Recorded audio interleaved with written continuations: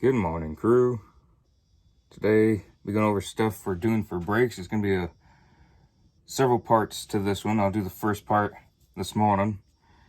Talking about breaks. A lot of guys, they have no idea what to do on a break other than chit chat, which is fine, but sometimes guys want to be by themselves, or everyone just be quiet for 10-15 minutes. Ain't nothing wrong with being quiet on a job site. You ain't always got to be talking.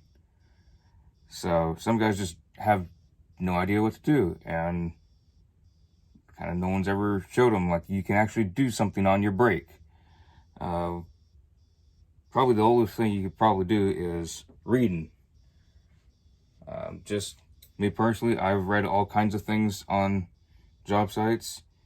I'll get to phone break stuff in another Mornin Tailboard, but for books, me personally, it's kind of hard to go wrong with the good book.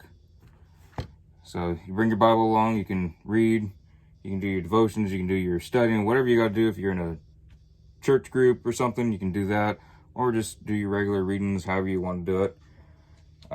Some of y'all might laugh, but I've actually gotten into a new type of reading. Best friend got this for me. It's historical romance. Why not? Something that I didn't know exactly existed, but it's actually really cool. I really enjoy reading it, so recommend that to y'all. Historical romances are actually really cool.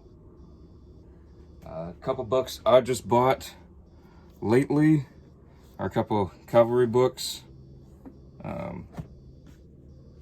Late 19th century, early 20th century books. I find that stuff fascinating because I have a horse, so I like studying different things. I can do endurance-wise, historical stuff about it. It's really cool. So I'll be starting on those books sometime in the near future after I finish the historical romance. Something I picked up a while ago that I have not started on, 100 Devotions from the Horse Farm. So it's a Christian book. I haven't even really looked at it. So it's got different verses in there.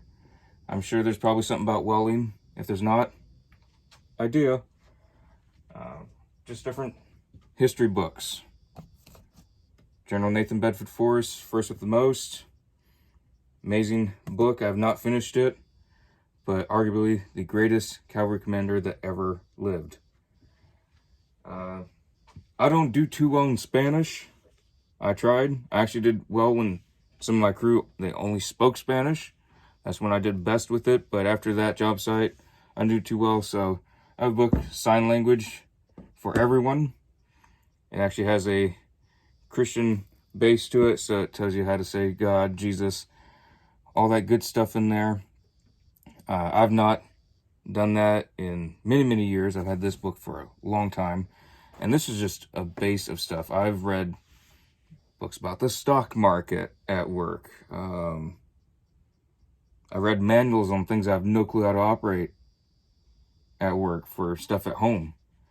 Different magazines that I subscribe to. I don't have any out here, but there's a Wyoming Wildlife magazine. It's got really pretty pictures of Wyoming and surrounding areas.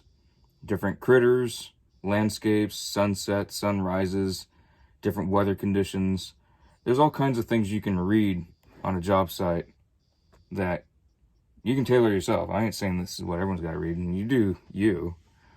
But, sometimes it helps just to find a little spot on site, be away from the guys for 10 minutes out of your 30-minute break, and just read a little bit. Maybe learn something, or, I don't know, some guys are into sci-fi. I don't know what other guys are into. That's not my department. I just know what I like for the most part. So, yeah, go find a book, magazine. Shoot, even catalogs are fun to look at if you're extremely bored at the site.